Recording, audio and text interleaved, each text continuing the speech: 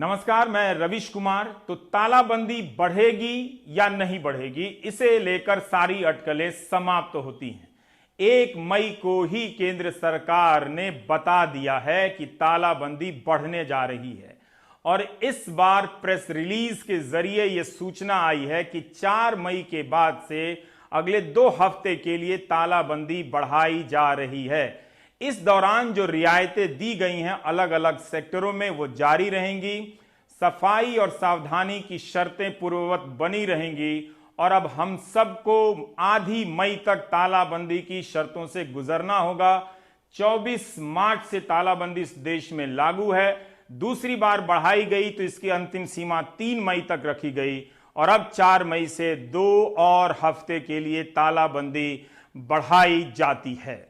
नए फैसले के मुताबिक बसें और ट्रेनें अभी बंद रहेंगी। गृह मंत्रालय की अनुमति से कुछ हवाई यात्राएं हो सकेंगी। स्पेशल ट्रेन और स्पेशल बसों को भी इजाजत दी जाएगी। रेड जोन में किसी तरह की गतिविधि नहीं होगी। ग्रीन जोन में कुछ छूट मिलेगी। सरकारी अस्पतालों में ओपीडी खुलेगी। रेड जोन में शर्तों के साथ निजी गाड़ियां चलेंगी। कार में 2 से ज्यादा लोगों को इजाजत नहीं होगी। कार में ड्राइवर के अलावा 2 पैसेंजर को इजाजत मिलेगी। 2 पहिया वाहन में सिर्फ 1 को इजाजत मिलेगी। हर जोन में स्कूल और कॉलेज बंद रहेंगे। ऑरेंज जोन में प्राइवेट कैब्स को अनुमति दी जाएगी। सिर्फ 1 पैसेंजर को कैब में इजाजत होगी। ग्रीन जोन में कई गतिविधियों को इजाजत दी गई है। सीटों से आधे यात्रियों के साथ बसें चलेंगी। ग्रीन जोन में व्यावसायिक दुकानें भी खुलेंगी। और यही नहीं, आज के दिन यानी 1 मई के दिन केंद्र सरकार ने एक और फैसला लिया। हालांकि यह फैसला बहुत पहले ले लिया जाना चाहिए था। फैसला यह है कि रेलगाड़ियां अब मजदूरों को लेकर उनके राज्यों तक जाएंगी। जब 24 मार्च को तालाबंदी हुई थी तभी से महाराष्ट्र सरकार इसके लिए मजदूरों को पहुंचाने के लिए ट्रेनें चलाने की मांग करती रही। 30 अप्रैल तक बिहार के उप मुख्यमंत्री सुशील मोदी कह रहे थे कि ट्रेन चलाई जाए वरना इतनी बड़ी संख्या में आप मजदूरों को घर नहीं ला सकते। पर क्या उन्हें पता था, क्या उन्हें नहीं पता था कि इसकी तैयारी झारखंड के हटिया स्टेशन से शुरू हो चुकी है और एक ट्रेन हैदराबाद के लिंगमपल्ली स्टेशन की तरफ जाने वाली है। 1 मई की सुबह जब यह रेलगाड़ी निकली तो मीडिया में यह खबर सनसनी की तरफ फैल गई कि सरकार ने क्या कोई प्रयोग किया है या फिर गुप्त रूप से रेलगाड़ी चलाने का फैसला हो गया है। इस रेलगाड़ी में 1200 से अधिक मजदूरों को बिठाया गया। देह की दूरी के नियमों का पालन करते हुए एक कंपार्टमेंट में 74 मुसाफिर आ सकते हैं, मगर 54 ही बिठाए गए और सैनिटाइज भी किया गया रेलगाड़ी और प्लेटफॉर्म वगैरह को। क्या यह फैसला बहुत पहले नहीं हो सकता था, मार्च के महीने में 20 अप्रैल के दिन या 12 अप्रैल के दिन की रेलगाड़ियों से मजदूरों को भेजा जा सके? जैसे ही यह खबर आई जो कि आनी थी तो रेल मंत्रालय ने तुरंत लीपापोती वाली सफाई दी कि सिर्फ एक बार के लिए चलाई गई है, वो भी तेलंगाना सरकार की अर्जी पर। तो क्या बिहार सरकार अभी तक सिर्फ मीडिया में बयान ही दे रही थी? उसने इस तरह की कोई आधिकारिक अर्जी नहीं दी। हमें इसके तथ्य हमारे सामने नहीं है, लेकिन यह जानकारी आते ही कांग्रेस पार्टी आक्रामक हो गई और पूछने लगी कि जो काम 40-45 दिन पहले हो सकता था वो इतनी देर से क्यों हुआ। इसका क्या औचित्य है, क्या लॉजिक है? स्पेशल आप प्लेन ला सकते हो, स्पेशल ट्रेन क्यों नहीं? आप विभिन्न ट्रेन चलाइए। सोशल डिस्टेंसिंग नॉर्म बड़ा आसान है ट्रेन में रखना, उसमें खाने का प्रबंध हो और इतने सैकड़ों लोगों के लिए ट्रेन से बेहतर जो स्पेशल होंगी, जो पॉइंट ए से पॉइंट बी जाएंगी, उसका क्या औचित्य हो सकता है मना करने के? पूर्व रेल मंत्रियों ने कहा है, विपक्ष की कई अलग पार्टियों ने, कांग्रेस ने बहुत कहा ही है, लेकिन औरों ने कहा है। पर अब ठीक है कि केंद्र सरकार ने आखिरकार मजदूरों को रेलगाड़ी से वापस भेजने का फैसला कर लिया। तो क्या हम इस संकेत के रूप में इसे देखें कि तालाबंदी की प्रक्रिया भी और चल सकती है? क्योंकि जब आप मजदूरों को दूसरी जगह पहुंचाने का फैसला कर रहे हैं, वो भी महीना भर से ज्यादा गुजर जाने के बाद, तो क्या आपने ये सोचा है कि अगर तालाबंदी टूटेगी तो कारखानों को, दुकानों को और बाजारों को चलाने के लिए इन मजदूरों की वापसी के लिए क्या फिर से ट्रेनें चलाई जाएंगी? क्योंकि रियायत तो एक बार के लिए ही दी गई है अपने घरों तक पहुंचने के लिए। ये एक छोटी सी समस्या है और रेलगाड़ी नहीं चलने के कारण जो दिक्कतें आ रही थीं वो बहुत ज्यादा थी। पिछले 2-3 दिनों में गुजरात के सूरत से उड़ीसा, राजस्थान, मध्य प्रदेश के लिए कई बसें निकली। ये 27 अप्रैल का वीडियो है और उड़ीसा के कुछ मजदूरों ने गंजाम जाने के लिए बसें किराए पर ली। एक मजदूर का किराया उतनी दूर का 3 से 4 हजार रुपए का लगा है। अगर परिवार लेकर गया है तो 15 से 20 हजार रुपए किराए में ही। इस आर्थिक संकट में जब उसके पास अनाज नहीं, कमाई नहीं, तो ये उससे एक दोहरी आर्थिक मार पड़ी है उसके ऊपर, उन मजदूरों के ऊपर। यही नहीं, जो मजदूर गरीब हैं उन्होंने मुख्य मार्गों को छोड़कर उन सुनसान रास्तों को पकड़ लिया और पैदल चलना शुरू कर दिया जिन पर प्रशासन की आमतौर पर नजर नहीं होती है। सूरत में इसके लिए कई जगहों पर चेक पोस्ट बनाए गए थे जहां पर मजदूरों को जाना था, अपनी स्क्रीनिंग करानी है और नाम पता लिखाकर एक प्रमाण पत्र लेना है ताकि गंतव्य पर पहुंचकर उसे दिखा सकें कहां से किस हालत में आए हैं। अब आप ये तस्वीर देखिए, चेक पोस्ट के बाहर की है कि लोग किस अवस्था में लाइन में लगे हैं। यहाँ व्यवस्था नजर आ रही है, मगर आप इस चेक पोस्ट के भीतर की तस्वीर को देखिए तो सामान्य दिनों की तरह हंगामे की यहाँ पर तस्वीर है। देह से दूरी बनाए रखने के किसी भी नियम का अगर पालन हो रहा हो तो आप बताइए। अगर मास्क लगाना ही सबसे अधिक सुरक्षा के कदम हैं तो फिर तालाबंदी की जरूरत ही नहीं थी, हर किसी को मास्क ही लगा लेना था। मास्क लगाकर अगर भीड़ इतनी जमा हो जाए तो उस मास्क का कोई मतलब नहीं रह जाता।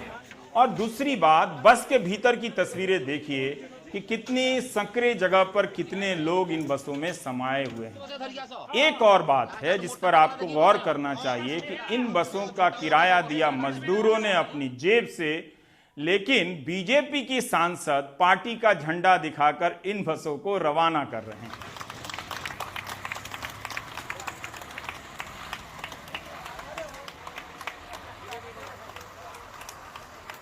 यह ठीक है कि गृह मंत्रालय ने श्रमिकों को घर पहुंचाने के लिए स्पेशल ट्रेन चलाने के आदेश दे दिए, लेकिन सूरत के रेलवे स्टेशन की यह तस्वीर बता रही है कि इसकी तैयारी पहले से हो चुकी थी। स्टेशन के बाहर देखिए किस तरह से गोले बनाए गए हैं ताकि यहां आने वाले मजदूरों को देह से दूरी के नियमों का पालन करने के लिए कहा जा सके।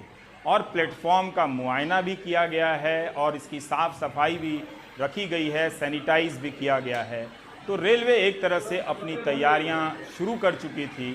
शायद इसका फैसला उस बड़ी खबर की तरह नहीं आया, इससे पहले ही झारखंड से खबर आ गई और रेलवे को कुछ और सफाई देनी पड़ी।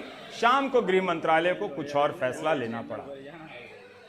अगर रेलगाड़ी चलाने का फैसला बहुत पहले ले लिया गया होता तो तबराक अंसारी की मौत ना हुई होती। तबराक अंसारी मुंबई के पास के भिवंडी से साइकिल लेकर निकले थे यूपी के महाराजगंज के लिए। अपने 10 साथियों के साथ 400 किलोमीटर साइकिल चलाकर मध्य प्रदेश के बड़वानी सीमा तक पहुंचे और वहां पर उन्होंने दम तोड़ दी। इन सभी को आगे अभी 1400-1500 किलोमीटर साइकिल अभी और चलाने थे। अनुराग द्वारी ने ये रिपोर्ट भेजी थी। इस तरह की त्रासदियों से हमारे मजदूरों को गुजरना पड़ा है। आज मजदूर दिवस भी है। बस और रेल के बाद भी अभी भी बड़ी संख्या में मजदूरों की तकलीफें दूर नहीं हुई। तालाबंदी के बाद से ही अगर ये फैसला पहले हो जाता तो बहुत से मजदूरों को पैदल नहीं चलना पड़ता। महाराष्ट्र के कुछ मजदूर तेलंगाना से 1700 किलोमीटर पैदल चलकर नागपुर पहुंचे हैं। इनका कहना है कि वहाँ ना तो रहने का ठिकाना था, ना भोजन था, ना पैसे थे। ये मुमकिन है क्योंकि बहुत सारे मजदूरों के पास राशन कार्ड नहीं है। सरकार ने अपनी तरफ से व्यवस्था की है, लेकिन ये तस्वीरें बता रही हैं कि उसकी व्यवस्थाएं आधी अधूरी हैं या फिर उनमें इतनी क्षमता नहीं कि हर आदमी तक पहुंच जाए। दूसरी तरफ आप अहमदाबाद से आए इस वीडियो को देखिए, हितेश जी ने भेजी है। ये सड़क अहमदाबाद से देवगढ़ बारिया की तरफ जाती है, 170 किलोमीटर दूर है। अहमदाबाद में काम करने वाले 11 कंस्ट्रक्शन मजदूरों का यह परिवार सुबह 4 बजे पैदल निकल पड़ा है। इन्हें ना तो बस मिलेगी, ना तो इन्हें ट्रेन मिलेगा, और ये लोग इसलिए जा रहे हैं कि इनका भी अहमदाबाद में रहने खाने का इंतज़ाम नहीं हो सका, पैसे ख़त्म हो गए। हम जानते हैं कि भारत में 10 दिन से ज़्यादा लग रहे हैं कोरोना के संक्रमित मरीजों की संख्या डबल होने में, लेकिन 10 दिन में टेस्ट की भी संख्या इसी के आसपास रह रही है, थोड़ी ही ज़्यादा हो रही है। यानी अगर हम टेस्ट की क्षमता में देखें के हिसाब से तो हम बहुत तेज़ गति से प्रगति नहीं कर रहे हैं। अगर आप टेस्ट कम कर रहे हैं तो फिर आपके भरोसे पर सवाल उठता है कि आप कैसे आश्वस्त हैं कि इतने ही मरीज हैं, या फिर इस बीमारी की रफ्तार हमारी इतनी ही है। जॉन्स हॉपकिंस यूनिवर्सिटी के एक प्रोफेसर हैं स्टीव हांके, इन्होंने ट्वीट किया है कि इन्होंने जॉन्स हॉपकिंस के अपने सहयोगियों से बात की है और पाया है कि भारत का आंकड़ा सही नहीं हो सकता है। इसकी 81% आबादी असंगठित क्षेत्रों में काम करती है, तो मुमकिन है कि मरने वालों का या बीमारी का रिकॉर्ड सब कुछ कागज पर ना हो। आप जानते हैं कि पूरी दुनिया में जॉन्स हॉपकिंस यूनिवर्सिटी के बनाए मॉडल को फॉलो किया जा रहा है, इसकी बताए हुए संख्याओं को रिपोर्ट किया जा रहा है। हर जगह हेडलाइन में जॉन्स हॉपकिंस यूनिवर्सिटी है। तो क्या इस स्थिति में हम तालाबंदी से मुक्ति पा सकते हैं? अभी तक आप केंद्र सरकार और राज्य सरकारों के कई फैसलों को देखेंगे तो पाएंगे कि तालाबंदी की शर्तें अब 24 मार्च की तरह नहीं है, उसमें कई प्रकार की ढील दी जा चुकी हैं। कई जगहों पर हजारों की संख्या में फैक्ट्रियों को चालू कर दिया गया है, सरकारी दफ्तरों में कर्मचारी सीमित संख्या में लौटने लगे हैं। तो हमने तालाबंदी से क्या हासिल किया? संख्या बढ़ने की रफ्तार जरूर कम है हमारी, मगर संख्या बढ़ रही है। क्या कोई ऐसा देश है जिससे हम तुलना तो नहीं कर सकते, मगर देख सकें कि उसने तालाबंदी करने के बाद क्या हासिल किया? एक देश नजर आता है, वो है न्यूजीलैंड। 27 अप्रैल को न्यूजीलैंड ने कहा कि कोरोना को एलिमिनेट कर दिया गया है, यानी खत्म कर दिया गया है। मगर प्रधानमंत्री ने साफ किया कि एलिमिनेशन का मतलब जीरो नहीं होता है, लेकिन मौजूदा दौर में हमने इसे नियंत्रित कर लिया है। इसीलिए न्यूजीलैंड ने तालाबंदी पूरी तरह से खत्म नहीं की, सिर्फ लेवल 4 से लेवल 3 ही किया। यह ऑकलैंड की तस्वीर है जो हमें उस्मान ने भेजी है। उनका कहना है कि सड़कों पर गाड़ियां लौट आई हैं, मगर बहुत ज़्यादा ट्रैफिक नहीं है। सतर्कता की सारी शर्तें पहले की तरह लागू हैं, दुकानें खुल गई हैं और कोई खाने का सामान लेकर घर जा सकता है।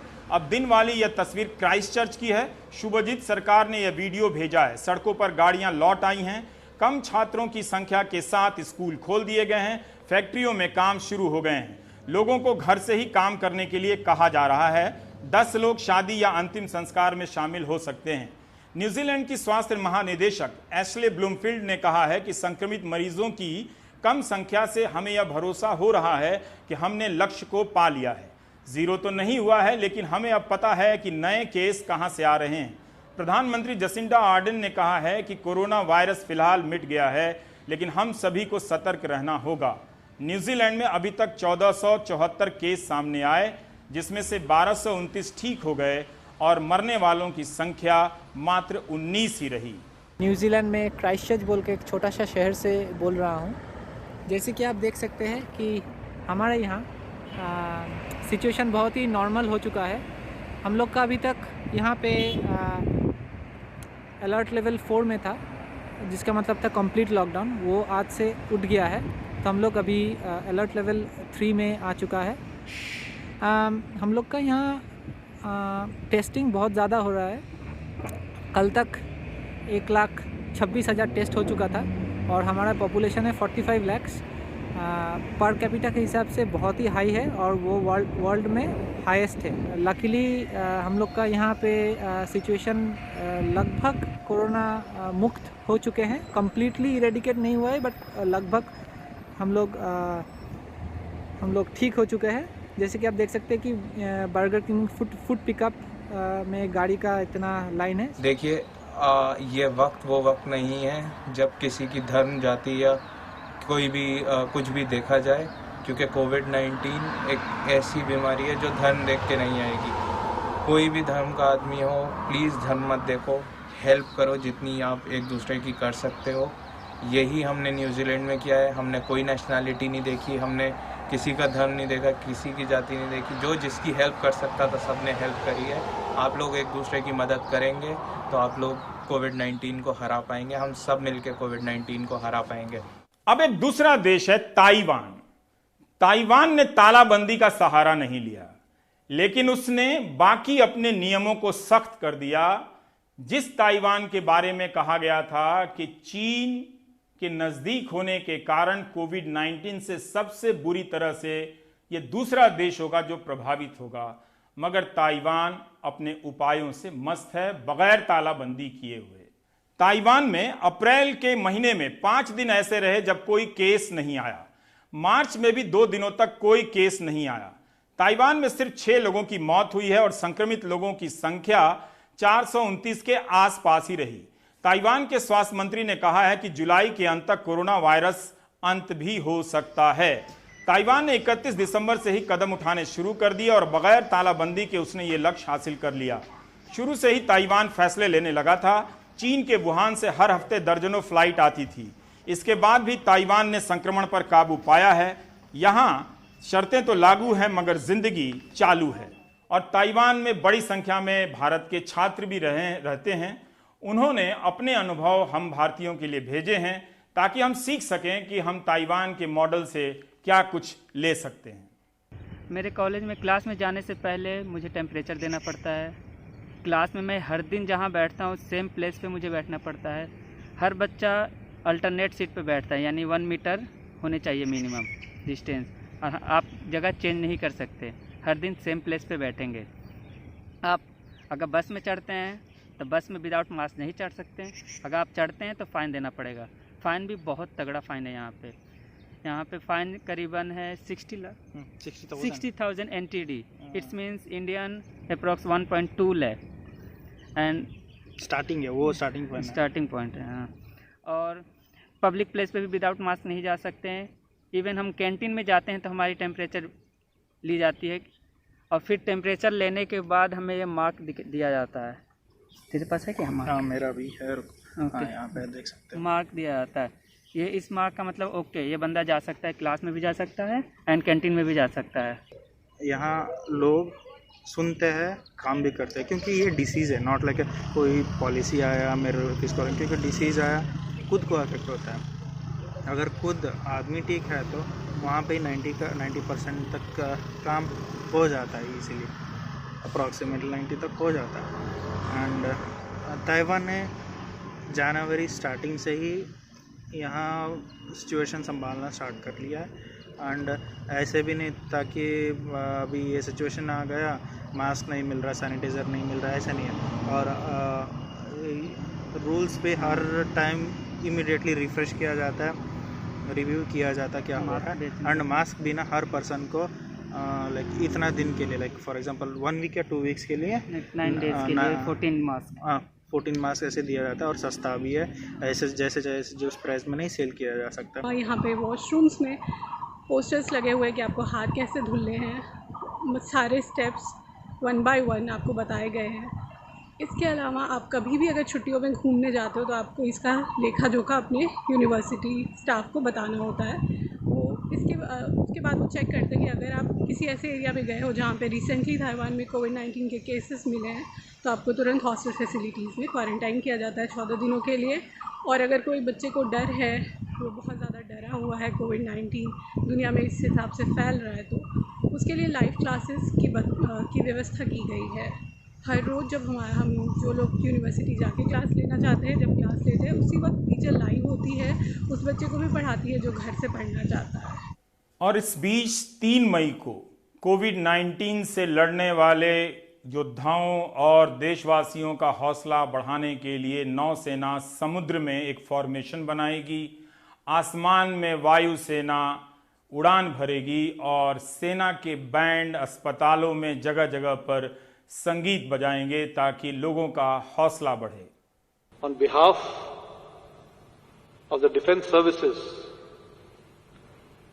we have decided to express our gratitude to all the Corona warriors, every person who has been involved in providing support to our nation and to its people, in ensuring that all of us remain safe and we are able to overcome this problem in the days ahead. और अब हम लेते हैं एक छोटा सा break के बाद जब लौटेंगे तो बात करेंगे कि क्या कोरोना से लड़ने का एकमात्र मॉडल तालाबंदी ही है, और तालाबंदी का सुझाव क्या विश्व स्वास्थ्य संगठन ने दिया था, यदि नहीं दिया तो ये आइडिया आया कहां से।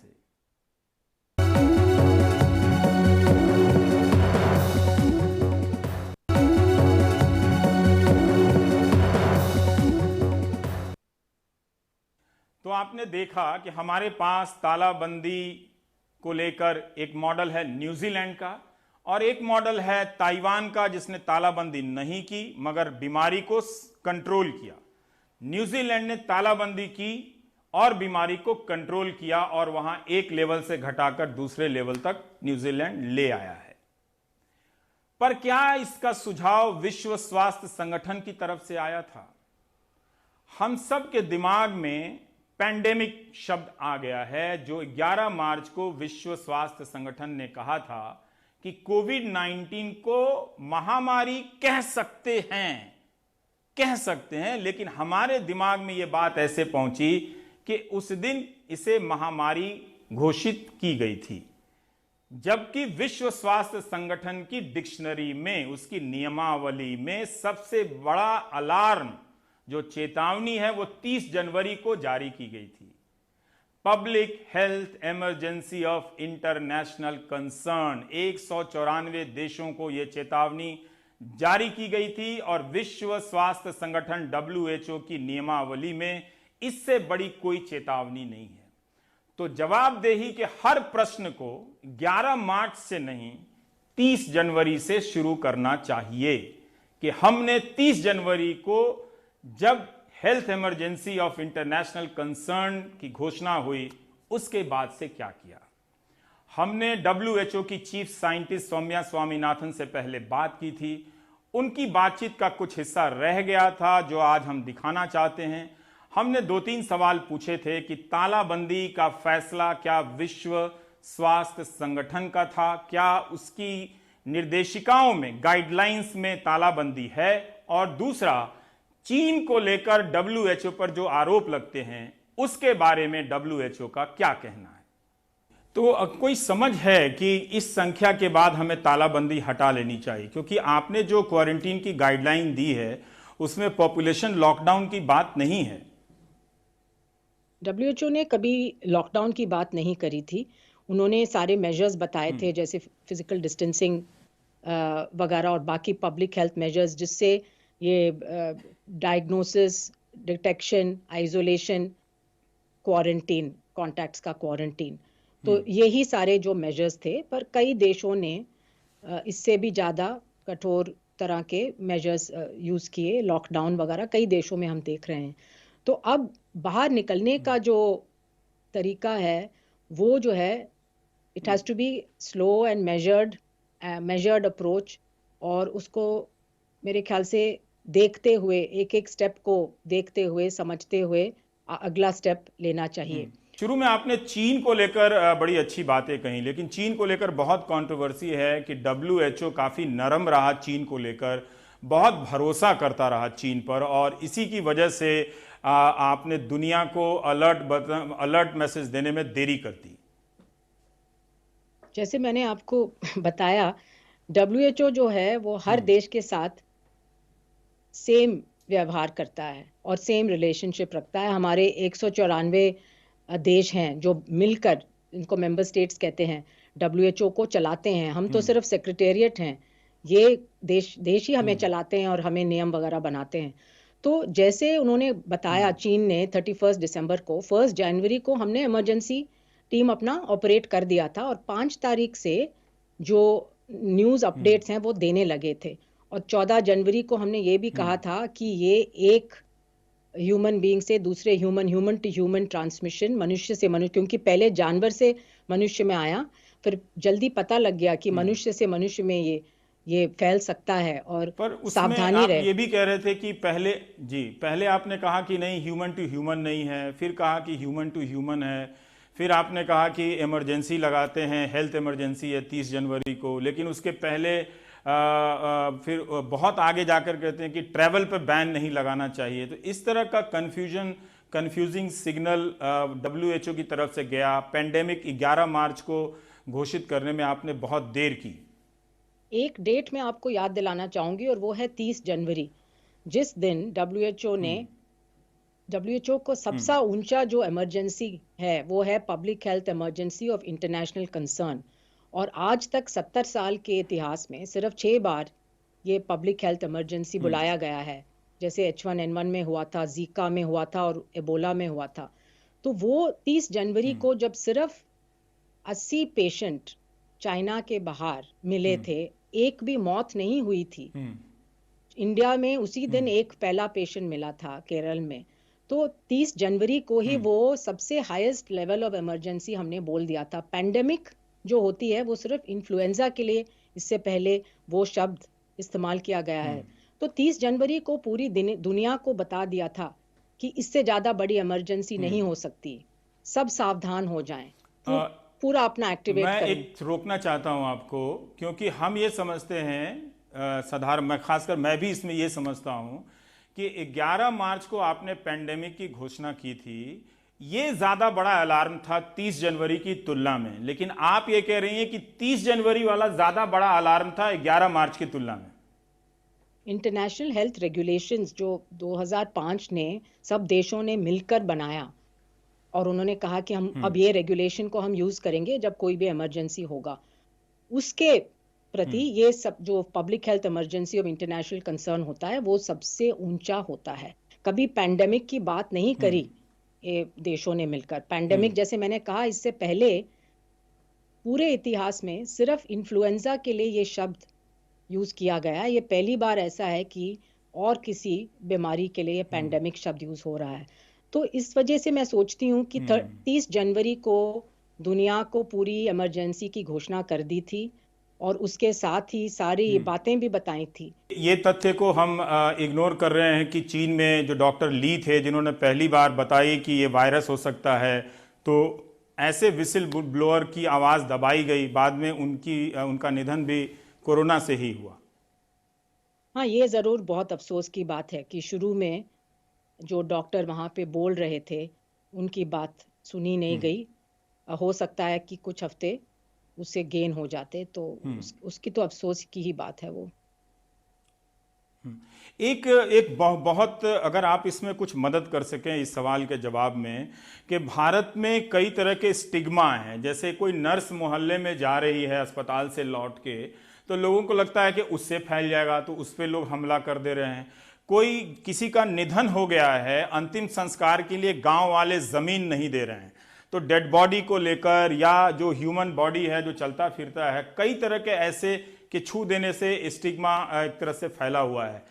कोई तरीका है इसको लेकर काउंटर करने का, आम लोगों को समझाने का? ये बहुत बहुत जरूरी है कि जो अफवाहें वगैरह फैलती हैं, रूमर्स फैलते हैं सोशल मीडिया में ज़्यादातर, उसको लोग उस पर भरोसा ना करें और जो भरोसेमंद जगह हैं वहाँ से अपना इन्फॉर्मेशन पाएं। जैसे सरकार के वेबसाइट से या SMS वगैरह जो सरकार भेजती, जो WHO का वेबसाइट है, अभी WHO ने व्हाट्सएप हिंदी में भी शुरू किया है, जो चैटबॉट है वो हिंदी में इंफॉर्मेशन देती है और उसमें आप सवाल भी कर सकते हैं और WHO से सवाल करके उसके आंसर्स मिल सकते हैं आपको। तो इस तरह के भरोसेमंद जगह से लोग अपना इंफॉर्मेशन प्राप्त करें। और दूसरी बात आपने बहुत ठीक किया कि स्टिग्मा, क्योंकि मैं खुद HIV और TB में मैंने बहुत साल काम किया है और मैंने देखा है कि HIV और TB भी कैसे एक समाज को और एक परिवार को भी तोड़ सकता है। अपने माँ बच्चों के बीच में एक सस्पिशन और बड़ी दुख की बात होती थी जब मैं देखती थी। तो ऐसा नहीं होने देना चाहिए। ये डर की बात नहीं है, मेरे ख्याल डर भी बहुत है लोगों में, क्योंकि 24 घंटे हम लोग देखते हैं। और इसमें मैं कहूँगी रवीश जी की मीडिया का इसमें एक बहुत बड़ा रोल है कि ठीक तरह के इंफॉर्मेशन लोगों को दें, डर ना फैलाएं और एक दूसरे के एकजुटता की ज़रूरत है, भाईचारे की ज़रूरत है, हमें कंपैशन की ज़रूरत है, एक दूसरे को हेल्प करने की ज़रूरत है और घृणा से ना देखें। लोग बेचारे जिनको इन्फेक्शन हो गया है वो क्या कर सकते हैं, ये किसी को भी हो सकता है। तो और वो ठीक हो जाएंगे, मोस्टली ठीक हो जाते हैं लोग, और उसके बाद वो इन्फेक्शन नहीं फैलाते हैं दूसरों को। तो घर से बाहर निकलना वगैरह ये सब नहीं करना चाहिए। और मेरे ख्याल ये समाज को अभी एकजुटता दिखानी चाहिए, यही टाइम है। जी, बहुत बहुत शुक्रिया सौम्या स्वामीनाथन हमसे बात करने के लिए। मैंने आपका काफ़ी वक्त लिया, लेकिन ये संवाद ज़रूरी था कि हिंदी में आप लोग भी बात करें, आप कर भी रही हैं और ज़्यादा से ज़्यादा लोगों तक पहुँचे। जैसा कि WHO ने हिंदी में चैट बॉक्स बनाया है, अन्य भारतीय भाषाओं में भी, दुनिया की अलग अलग स्वीकृत भाषाओं जो शेड्यूल लैंग्वेज है उसके अलावा भी WHO कोशिश कर रहा है कि उनमें संवाद की कोशिश की जाए, ज़्यादा जानकारी दी जाए। ये वक्त है वैज्ञानिक चेतना पर भरोसा करने का, क्योंकि महामारियों को हमने इसी विज्ञान से हराया भी है। ये ज़रूर है कि यही विज्ञान इस महामारी के समय इस वक्त हमारी उतनी मदद नहीं कर रहा, मगर भरोसे से ही हम आगे बढ़ेंगे। बहुत बहुत शुक्रिया आपका जिनेवा से हमसे बात करने के लिए। आप देख रहे थे प्राइम टाइम। नमस्कार।